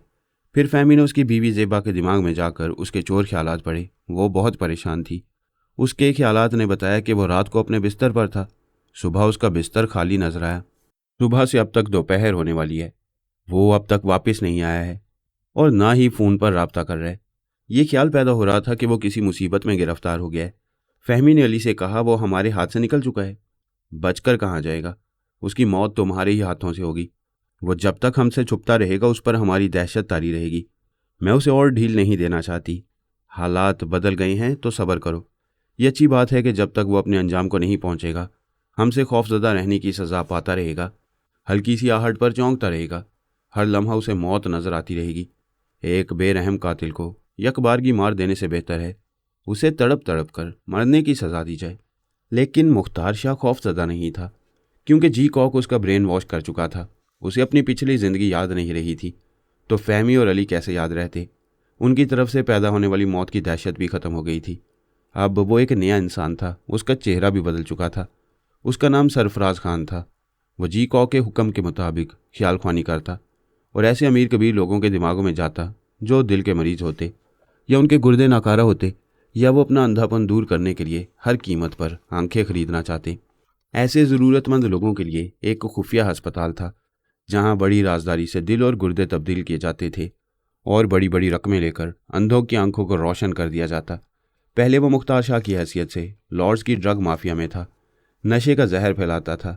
अब सरफराज खान की हैसियत से इंसानी अज़ा बेचने वाले कसाई जी कॉक का गुलाम बन गया था। बड़ी बेरहमी से किसी को भी कत्ल करके उसका दिल, गुर्दे और आंखें निकाल कर लाखों रुपए में बेच देता। जी कॉक ने फहमी और अली की नज़रों से मुख्तार शाह को गायब कर दिया था।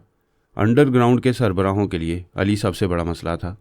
जी कॉक ने कहा, मैं तन्हा अली के खिलाफ कोई बड़ा कदम नहीं उठाऊंगा। तमाम सरबराहों ने कहा था कि सब मिलकर अली को घेरेंगे, फिर उसे गोली मार देंगे। लिहाजा अब उसे घेरने और मारने की प्लानिंग की जाए। बेशुमार चूहों ने मिलकर बिल्ली को घेरने और मारने की प्लानिंग की थी और हमेशा उसकी आमद से बाखबर रहने के लिए उसके गले में घंटी बांधने की दानिशमंदाना तदबीर सोची थी। दुश्मन को मारने से पहले दुश्मन से महफूज रहने की तदबीरें की जाती हैं। अगर महफूज रहने के लिए दुश्मन के गले में घंटी बांध दी जाए तो पता चलता रहता है कि वो कहाँ है और किधर का रुख कर रहा है। लेकिन उनके सामने यही एक पुराना अहम मसला था कि घंटी बांधने के लिए कौन अली के सामने जाएगा। किसी दुश्मन के लिए मकबरा बनाना एक अजीबोगरीब बात है। जो बात अजीबोगरीब होती है या मज़का खेज होती है वो दूर तक फैलती है। सरकारी हलकों से लेकर आम महफिलों तक उस मकबरे का चर्चा होने लगा। अक्सर अमीर कबीर लोग मौत से पहले अपनी आखिरी आरामगाह बना लेते हैं। ऐसा होता है, लेकिन ऐसा नहीं होता कि अपने दुश्मन के लिए आखिरी जगह आरामदेह बनाई जाए। यही बात तजस्सुस को भड़का रही थी कि वो दुश्मन औरत कौन है। जरगाम यही चाहता था कि चर्चा होता रहे और ये बात सोनिया तक पहुंचे। इस तरह वो तजस्सुस में मुब्तला होकर उसकी तरफ आएगी तो उसे भी सोनिया का सुराग मिलेगा। सोनिया को शुबा हुआ कि जरगाम उल्टी चाल चल रहा है। ईरान में ऐसी कोई औरत नहीं है जो मुल्क और कौम की दुश्मन हो। अलबत्ता जरगाम पर शुबा किया जा सकता था क्योंकि वो अमेरिका से बड़े ड्रामाई अंदाज में आया था।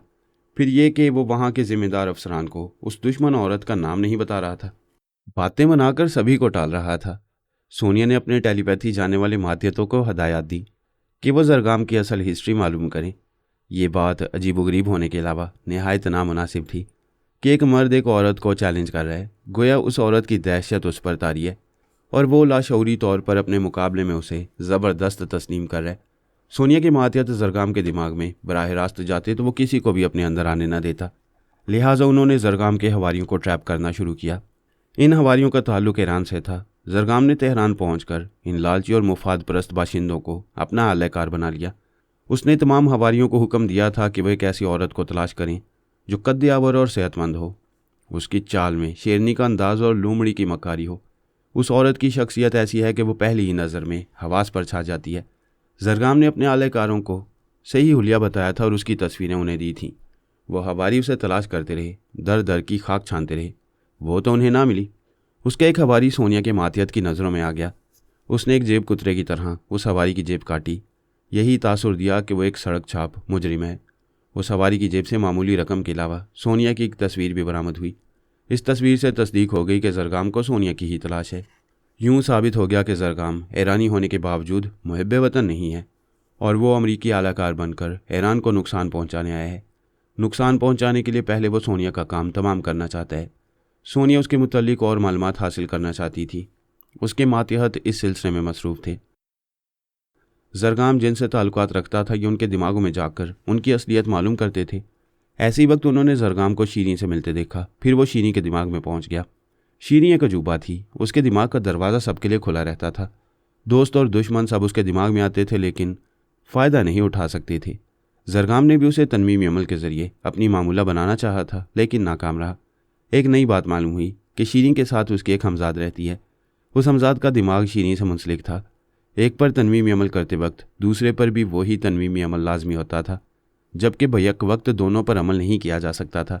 अब ये बात कभी आइंदा ज़ेर बहस आ सकती थी कि शीरी डबल दिमागों की हामिल है या वाकई अपनी हमजाद से जिस्मानी, दिमागी और रूहानी तौर पर वाबस्ता है।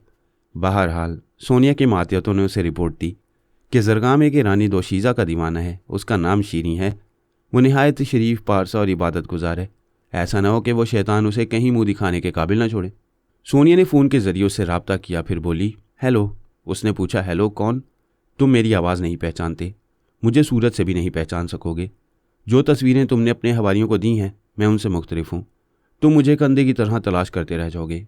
तुम? वो हैरानी से बोला, क्या तुम सोनिया बोल रही हो? हाँ। तुम मुझे कब तक तलाश करोगे? तुम मेरे एक नक्शे कदम तक भी नहीं पहुँच पाए हो, जबकि मैं तुम्हारे शब रोज़ की तफसीलात से वाकिफ़ हूँ।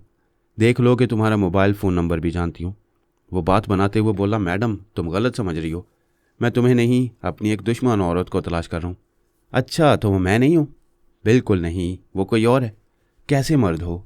तलाश करने के बाद मैं मिल रही हूँ तो मुझे मकबरे में सुलाने से इनकार कर रहे हो? क्या तुम्हारे आलयकार तुम्हारी माँ की तस्वीरें जेब में लिए फिरते हैं? उसे चुप सी लग गई।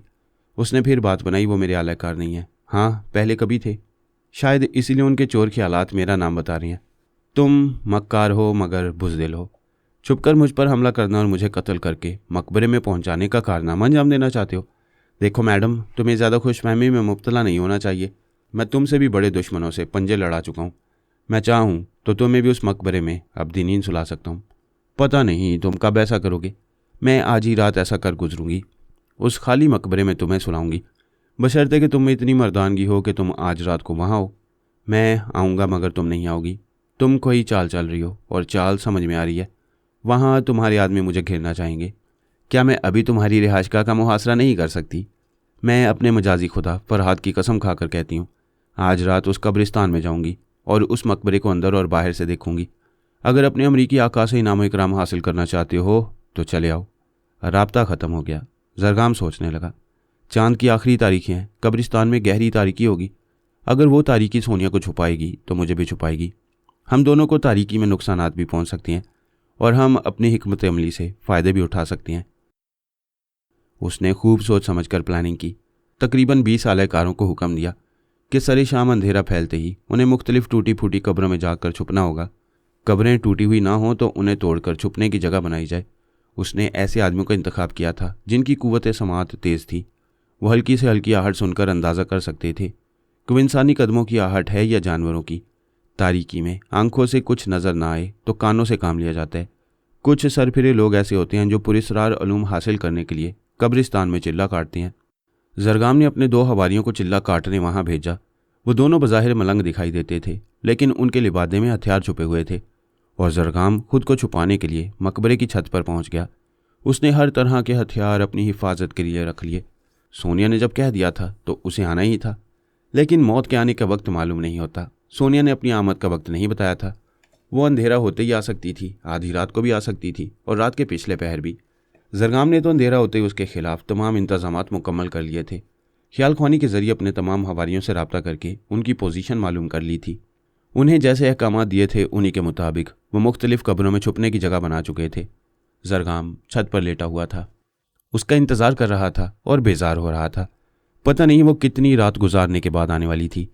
बादशाह हो या मलका, वो पहले नहीं आते, पहले प्यादे आते हैं। पहले इंतज़ामिया के लोग आकर रास्ते का कचरा साफ करते हैं। आधी रात के बाद वो इंतज़ार करते करते झुंझला गया। ऐसे ही वक्त एक चीख सुनाई दी। घर में कोई चीखे तो कोई बात नहीं, कब्रिस्तान के सन्नाटे में बुलंद होने वाली चीख सुनकर कलेजा कांप जाता है। जरगाम के दिमाग ने चीख कर कहा वो बुला आ गई है। फिर दूसरी चीख सुनाई दी। इसके साथ ही भागते हुए कदमों की आवाज़ें सुनाई देने लगीं। तारीकी में कुछ नज़र नहीं आ रहा था कि किसने चीख मारी है और कौन लोग भाग रहे हैं। वो ख्याल ख्वानी के जरिए अपने आलाकारों के अंदर बारी बारी पहुंचने लगा। फिर एक आलाकार से मालूम हुआ जिन कब्रों में 2-2 साथियों के साथ छुपा हुआ था, वहाँ से सांप बिच्छू निकलने लगे थे। उनमें से एक को बिच्छू ने डंक मारा था। वो तड़प रहा था, एड़ियाँ रगड़ रगड़ कर मर रहा था। दूसरे साथी सांप और बिच्छुओं को अपने बदन पर से झटकते हुए वहाँ से भाग निकले थे। जहरीले सांप बिच्छू कब्रों के अंदर होते हैं। उन्होंने बदहवासी में ये नहीं सोचा कि वो कब्र के बाहर से उन पर फेंके गए थे। जरगाम ख्याल ख्वानी के जरिए उन्हें डांटने लगा, बुज़लो, रुक जाओ, ये दुश्मन की चाल है, वो दहशत ज़दा कर रही है। तुम हथियारों से इन जहरीले जानवरों को हलाक कर सकते हो। वो उन्हें डांट रहा था। उसी वक्त दूसरी सिमत से चीखें सुनाई दी। उसके दूसरे आलाकार भी दूसरी कब्रों से निकलकर भाग रहे थे। जो घने दरख्तों में छुपे हुए थे वो पके हुए फलों की तरह नीचे टपक रहे थे। ये सोनिया का तरीक़ाकार था। उसके मातियत न गोली चला रहे थे और ना ही हाथापाई में वक्त ज़ाया कर रहे थे। बड़ी खामोशी से दुश्मनों को दहशतज़दा होकर भागने पर मजबूर कर रहे थे। 2 मुसल्ला आलाकार जो चिल्ला काट रहे थे वो खांसने लगे। उनके आगे पीछे दाएं बाएं गैस फैल रही थी, आंखें जल रही थी, आंसू निकलते जा रहे थे और वो खांसते हुए वहां से भागते जा रहे थे। उन्होंने दूर जाकर अपने लिबादे में से हथियार निकालते हुए कहा, छुपकर क्या हमला करते हो? मर्द के बच्चे हो तो सामने हो। उन्हें अपने दिमाग में आवाज़ सुनाई दी, किसी मर्द को क्यों ललकारते हो? तुमने तो एक औरत को यहाँ बुलाया। उन्होंने उनके दिमागों में जलजले पैदा किए। वो चीखते हुए करीबी कब्र में जाकर गिरे। कब्र के अंदर से आवाज़ आई, यहाँ पहले ही सांप बिच्छुओं ने जकड़ रखा है, कोई दूसरी जगह देखो। वो मुख्तलिफ सिमतों में भाग रहे थे। ये समझ रहे थे कि मुखालिफ सिमतों से दुश्मन आ रहे हैं। यूं तारीकी में उन्होंने एक दूसरे पर गोलियां चलाईं और अपने ही साथियों के हाथों हलाक होते रहे। जो बच गए वो कब्रिस्तान से बाहर भागने लगे। जरगाम ख्याल ख्वानी के जरिए एक एक के दिमाग में पहुंचकर कह रहा था, रुक जाओ, ये सोनिया की चाल है, वो तुम्हें दहशत ज़दा कर रही है। भागने वाले कह रहे थे, हम अपने साथियों का अंजाम देख रहे हैं, सीधी सी बात है, हम इंसानों से लड़ सकते हैं, सांपों और बिच्छुओं से हमारा बाप भी नहीं लड़ेगा। थोड़ी देर बाद गहरा सन्नाटा छा गया। सोनिया ने इस शहर खामोशा में थोड़ी देर के लिए हलचल पैदा की थी, फिर जरगाम के दिमाग को वीरान कर दिया था। इस वीराने में अब उसका कोई आलाकार नहीं रहा था। वह हैरान और परेशान होकर सोचने लगा, ये क्या हो गया? वो तो मुकाबला करने और सोनिया को हलाक करने आया था, लेकिन सोनिया ने मुकाबला ही नहीं किया। इसके बावजूद 12 आलाकार मारे गए। बाकी दहशतज़दा होकर भाग गए और वह मकबरे की छत पर तन्हा रह गया था। ये तदबीर दानिशमंदाना थी कि उसे छत पर रहना चाहिए। सोनिया उसके आलाकारों से बचकर आएगी तो वो ऊपर से उसे गोली मार देगा, लेकिन ऐसा नहीं हुआ था। और जैसा हो रहा था उसके पेश नज़र, वो छत से नीचे नहीं आ सकता था। कहीं से भी आने वाली गोली उसे मौत की नींद सुला देती। छत पर तन्हाई थी। कोई उसका यारो मददगार नहीं था। नीचे मौत यकीनी थी। उसके पास मोबाइल फ़ोन था। वो फ़ोन के ज़रिए किसी को मदद के लिए बुलाता तो बात करने की आवाज़ नीचे तक जाती। सोनिया और इसके जानिसारों को मालूम हो जाता कि असली और बड़ा शिकार मकबरे की छत पर है। ये उसकी खुशफहमी थी कि सोनिया उसकी मौजूदा पोजीशन से वाकिफ़ नहीं है।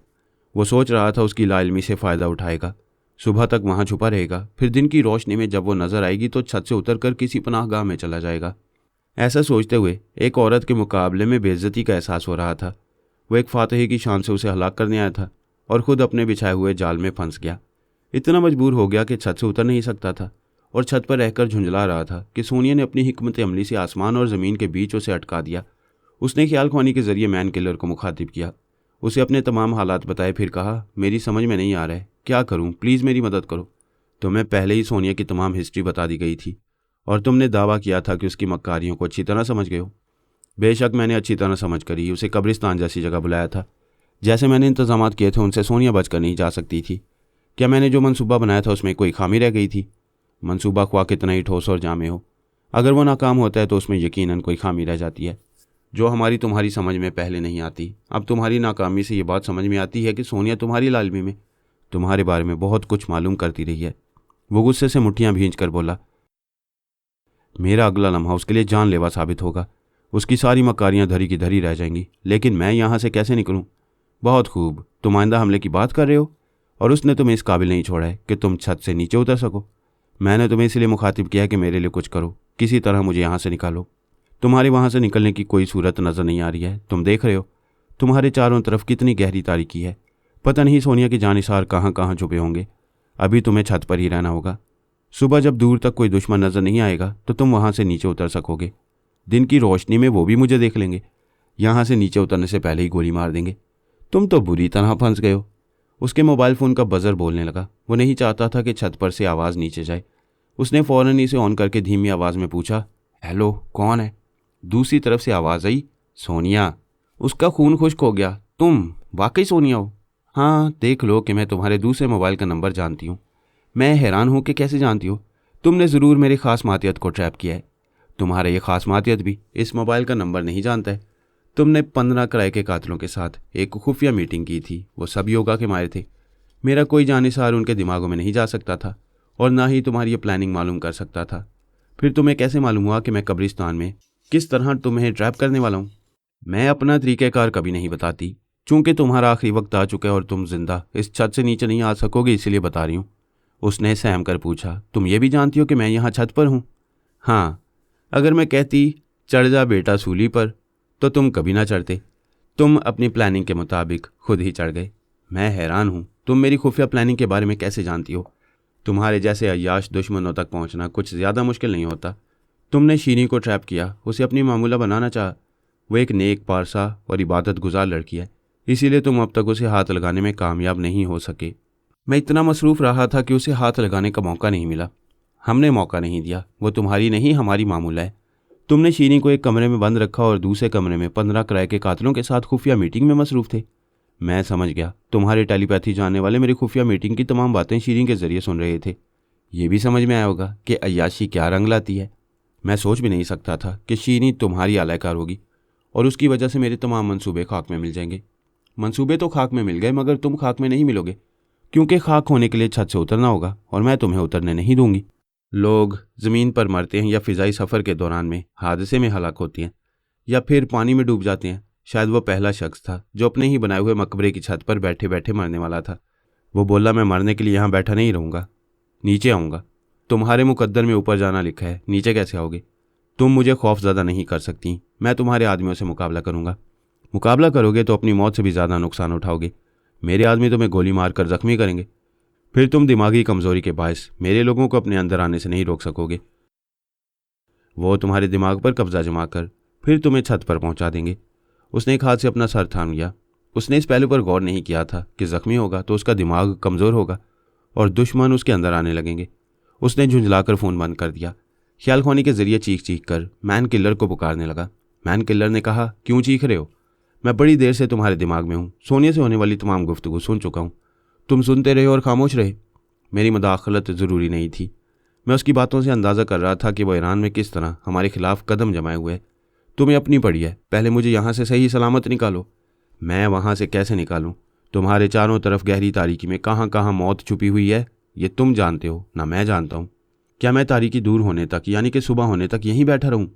वो जानती है मैं यहाँ हूँ, वो मुझे जिंदा नहीं छोड़ेगी। दिन की रोशनी में भी तुम्हारे लिए मौत है, और अगर मौत ना मिली और जख्म मिले तो दुश्मन तुम्हारे दिमाग में घुस आएंगे। ये मुझसे क्यों कह रहे हो? मुझे तो हर तरफ से मौत नजर आ रही है। मैं मदद मांग रहा हूँ और तुम बातें बना रहे हो। जरगाम, हालात ऐसे हैं कि दुनिया की कोई ताकत तुम्हें इस छत से जिंदा सलामत नीचे नहीं उतार सकेगी।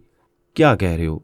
क्या इतना बड़ा मुल्क जो सुपर पावर कहलाता है, क्या वो मुझे एक बला से निजात नहीं दिला सकता? क्या तुम्हारी अकल काम करती है कि वहाँ से कैसे निकल सकोगे? उसने तुम्हें जंजीरों में नहीं जकड़ा है, तुम पर कोई जाल नहीं फेंका है, फिर भी तुम फरार नहीं हो सकोगे। तुम्हारे पास हथियार हैं, तुम अपनी हिफाजत कर सकते हो, लेकिन नहीं कर सकोगे।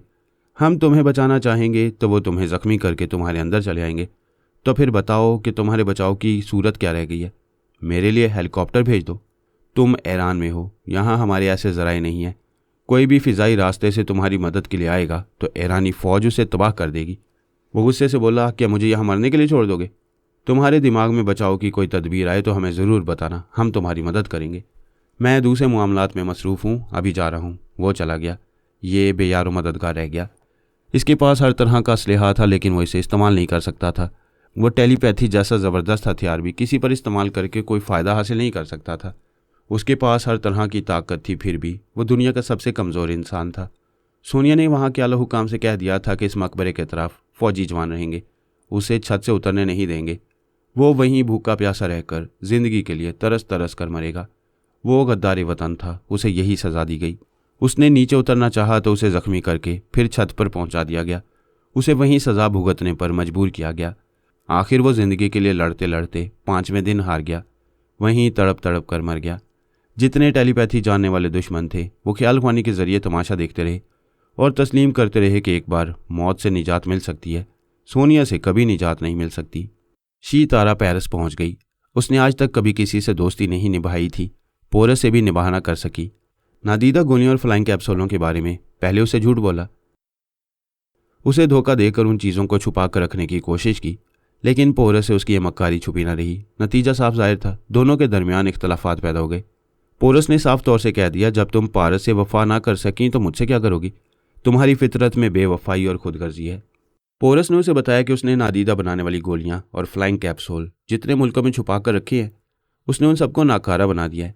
शी तारा का छुपाया हुआ सिर्फ एक ज़खीरा जो पेरिस के मुज़ाफ़ात में कहीं है, उसके मुतालिक पोरस नहीं जानता है।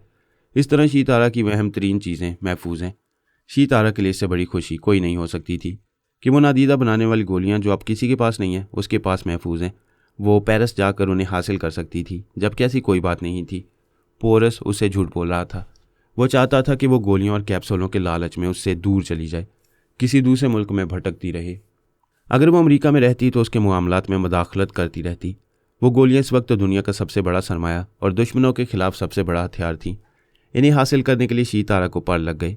वो पहली फ़्लाइट से पेरिस पहुंच गई। पेरिस से तकरीबन 50 किलोमीटर के फासले पर एक छोटा टाउन था।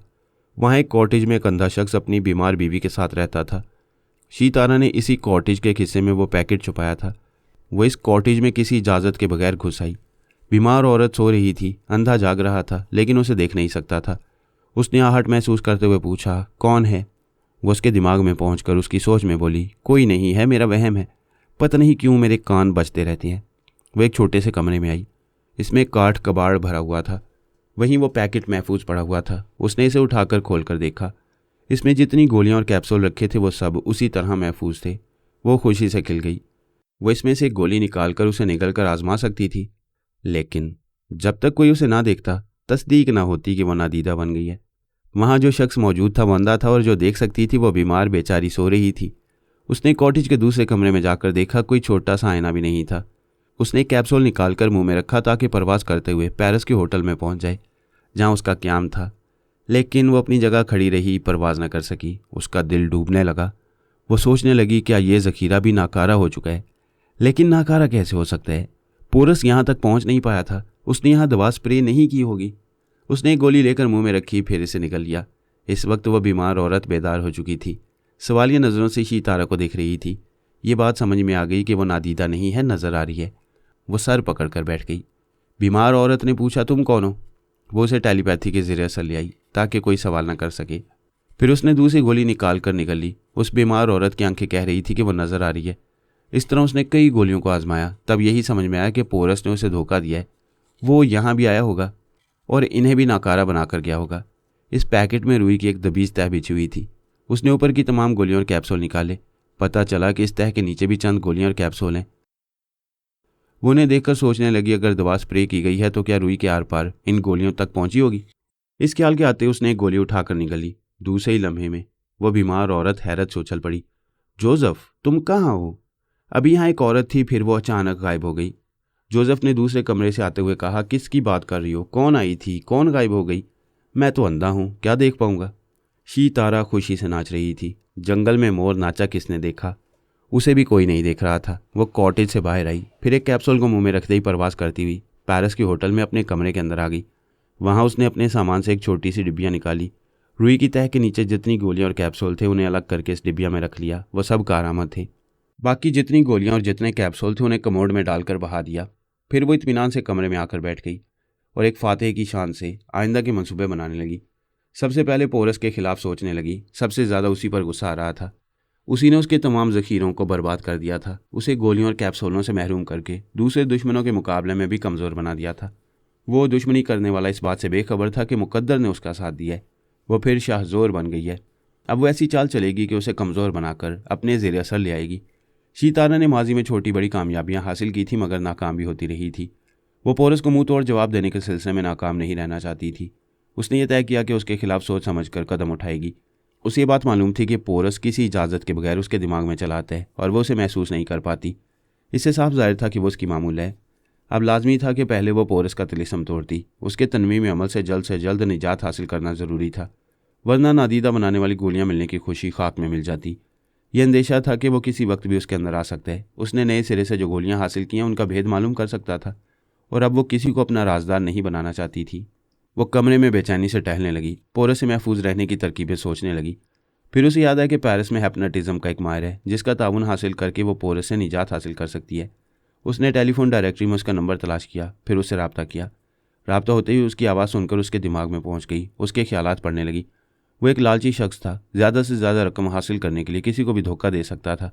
इसके बावजूद शी-तारा ने उसे होटल के कमरे में बुलाया, उसके लिए चाय मंगवाई, फिर उसकी चाय में साबी कमज़ोरी की दवा मिलाकर पिला दी। उसने कहा, पता नहीं कैसी चाय है, मुझे कमज़ोरी महसूस हो रही है। तुम आराम से लेट जाओ, मैं किसी डॉक्टर को बुलाती हूँ। वो बिस्तर पर आकर लेट गया। शी-तारा ने टेलीपैथी के ज़रिए उसे सुला दिया।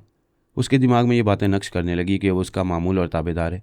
उसने दूसरी बात ये नक्श की कि जब वो तनवीमी नींद से बेदार होगा तो अपनी आमला पर तनवीमी अमल करेगा। तनवीमी अमल के सिलसिले में जो अहम बातें उसे समझाई जाएंगी वो उन तमाम बातों को शी-तारा के ज़हन में नक्श करेगा। जो तनवीमी अमल पहले से किया गया है उसे बिल्कुल मिटा देगा। अपनी तरफ से कोई फाजल बात उसके जहन में नक्श नहीं करेगा। उसने ख़ास तौर पर उस आमिल के दिमाग में पारस और पोरस का लहजा नक्श किया और उसे हुक्म दिया कि उस पर तनवीमी अमल के दौरान में इन दोनों के लबो लहजे बिल्कुल मिटा दे और दिमाग को ये हुक्म दे कि जब भी इस लबो लहजे में सोच की लहरें आएंगी तो वो उन्हें महसूस करते ही सांस रोक लिया करेगी। उसने इस आमिल पर अपने इत्मीनान के मुताबिक अमल किया। जब ये यकीन हो गया कि वो उस पर तनवीमी अमल के दौरान में कोई फ्रॉड नहीं करेगा और एक गुलाम की तरह पूरी वफादारी और सच्चाई से उसके अहकामात पर अमल करेगा, तो उसने उसे तनवीमी नींद सोने के लिए छोड़ दिया। टेलीपैथी की दुनिया में ज़िंदगी सुकून से नहीं गुजरती। यही इल्म जानने वाले बरतरी हासिल करने के लिए अपना और दूसरों का सुकून बर्बाद करते रहते हैं। कोई किसी को मार डालता है और कोई किसी को तनवीमी अमल के ज़ेर असर ले आता है। कोई किसी के दिमाग पर गालिब आ जाता है, कोई मगलूब रह जाता है। इसलिए पोरस तमाम टेलीपैथी जानने वालों के सामने यह अज़म कर चुका था कि टेलीपैथी के नाम पर जो बेचैनी और तबाही फैल रही है उसे रोकने का सिर्फ एक ही रास्ता है और वो ये कि टेलीपैथी के इल्म को हमेशा के लिए ख़त्म कर दिया जाए। फिर ना रहेगा बांस और ना बजेगी बांसुरी। 1 घंटे बाद वो आमिल तनवीमी नींद से बेदार हो गया। शी-तारा ने उसे अच्छी तरह खिलाया पिलाया। इस दौरान में उसे अच्छी तरह समझाती रही कि वो उस पर किस तरह तनवीमी अमल करेगा। उसे ना समझाती तब भी कोई फ़र्क ना पड़ता, क्योंकि तनवीमी अमल के ज़रिए पहले ही तमाम बातें उसके दिमाग में नक्श हो चुकी थीं। वो बिस्तर पर आकर लेट गई। आमिल उसके करीब आकर उसकी आंखों में आंखें डालकर तनवीमी अमल करने लगा। शी-तारा ने जितनी अहम बातें उसके दिमाग में नक्श कराई थीं वो तमाम बातें उसके जहन में नक्श करने लगा। उसके दिमाग से पारस और पोरस के लबो लहजे को मिटाने लगा। वो जैसा चाहती थी ठीक उसी के मुताबिक उसने अमल किया। चूँकि वो उसका मामूल और ताबेदार बन चुका था इसलिए उससे कोई फ्रॉड नहीं कर सकता था। उसने एतमाद कायम रखा और तनवीमी अमल मुकम्मल हो गया। इस अमल के बाद वो सो गई। वो आमिल कमरे में बैठा रहा। 1 घंटे बाद उसकी आंख खुल गई। वो उठकर बैठ गई, घड़ी देखकर बोली, काफ़ी वक्त गुजर चुका है, इसका मतलब है तुम मुझ पर अमल कर चुके हो। वो बोला, मैडम मैं आपका ताबेदार हूँ, जो हुक्म दिया गया था वही किया है, और मुझे यकीन है कि मेरा तनवीमी अमल कामयाब रहा है, आप आजमा कर देख लें। सितारा थोड़ी देर तक सोचती रही, पोरस को अपने तसव्वुर में देखती रही, फिर ख्याल ख्वानी की परवाज़ करती हुई उसके दिमाग में पहुंच गई। वो सो रहा था, अचानक उसकी आंख खुल गई। उसने पूछा, कौन है? मैं वो हूँ जिससे तुमने फ्रॉड किया और धोखे से तनवीमी अमल करके अपनी मामूला और ताबेदार बना लिया। अच्छा, तो तुम सितारा हो, इतनी रात को क्यों आई हो? एक ऐसी बात बताने आई हूँ जो तुम्हारी तवक्को के खिलाफ है। बताओ, मैं सुन रहा हूँ।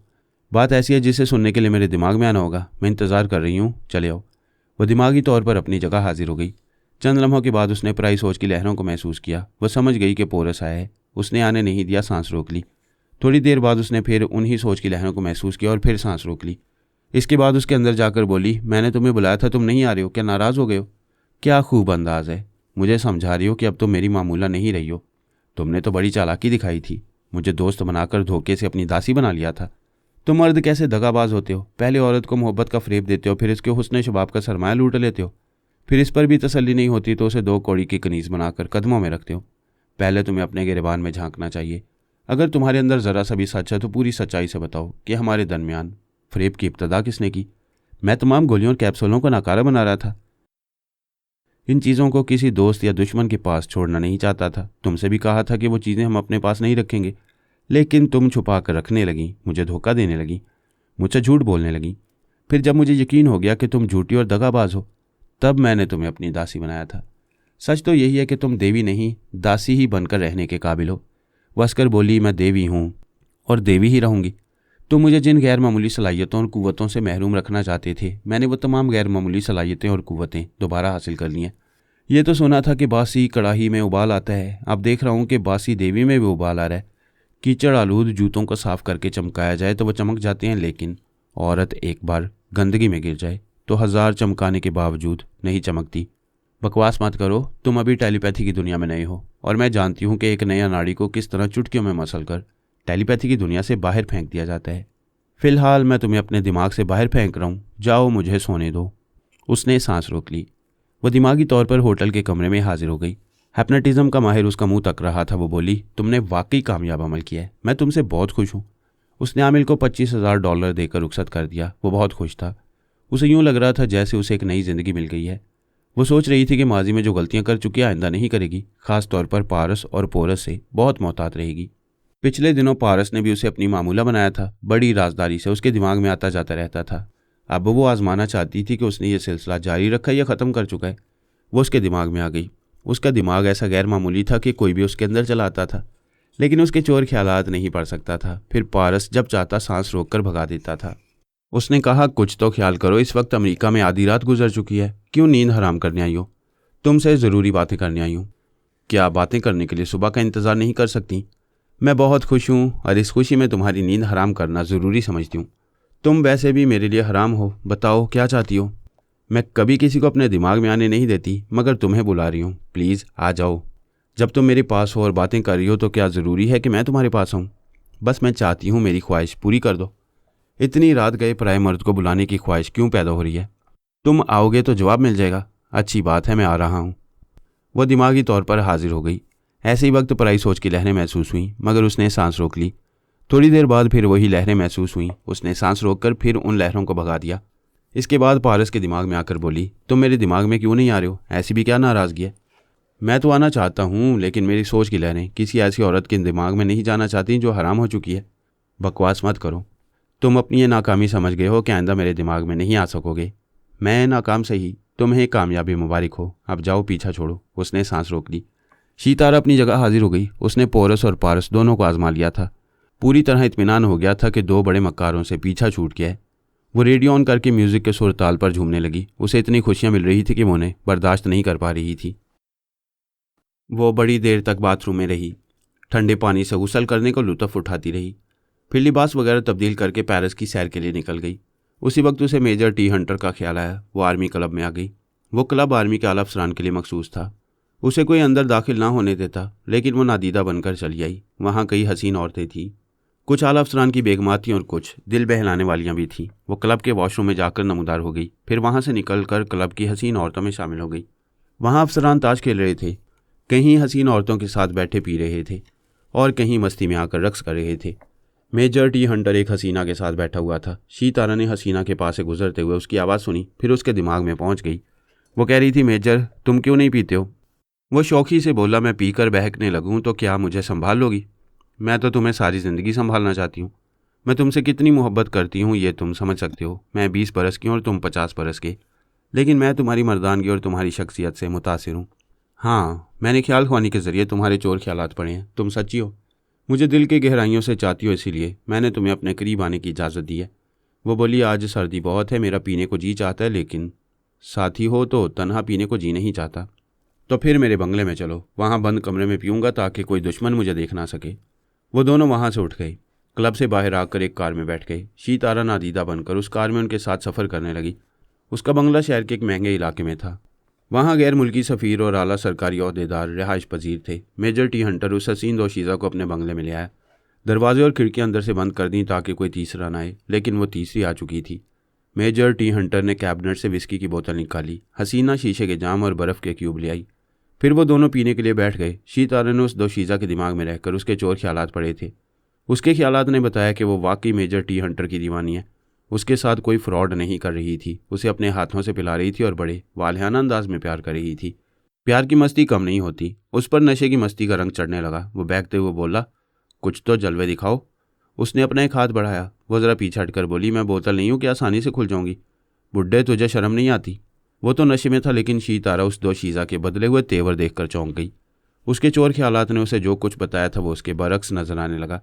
उसने फिर उसके दिमाग में पहुंचकर चोर ख्यालात पड़े। इस बार उससे दोशीज़ा के अंदर एक अजनबी बोल रहा था, बस तुम्हारा काम ख़त्म हो चुका है, तुम किसी कमरे में जाकर आराम करो।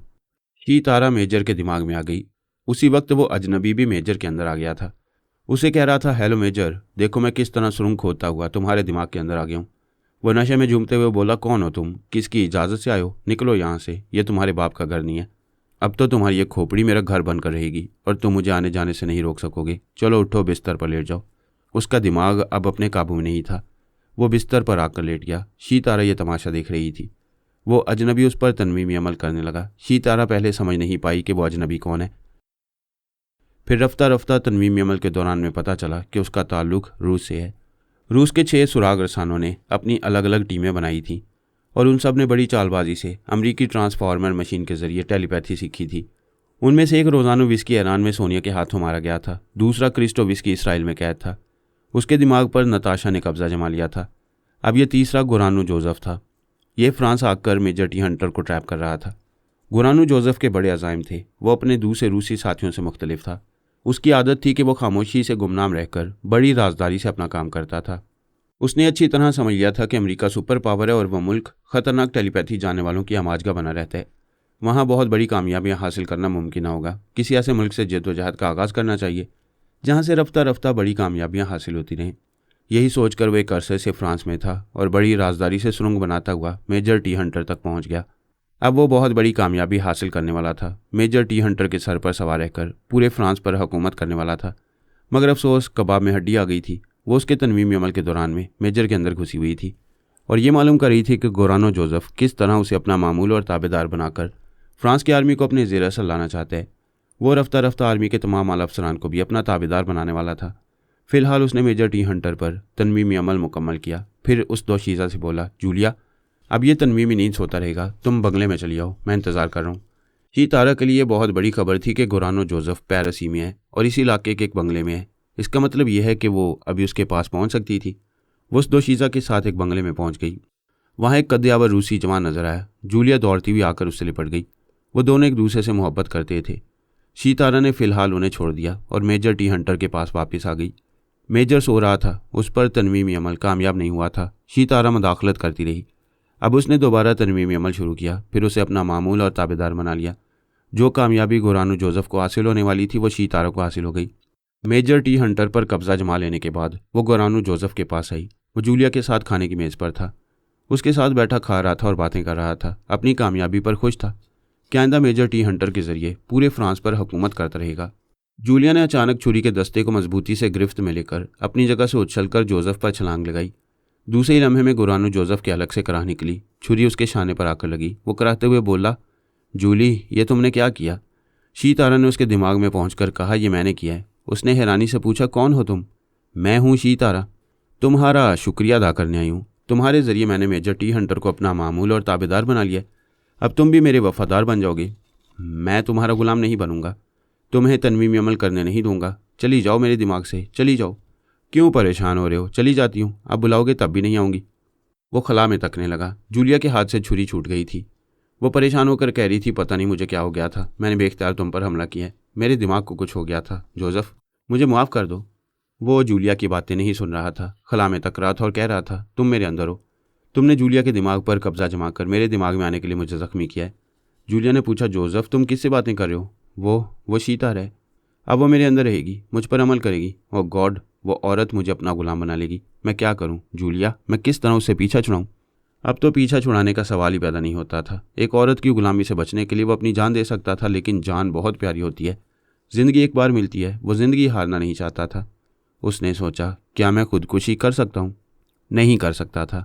अब उसका मरना और जीना भी शी तारा के हाथ में था। वो अपनी मर्जी के खिलाफ सर झुकाए बेडरूम में आया, फिर बिस्तर पर चारों शाने चित लेट गया।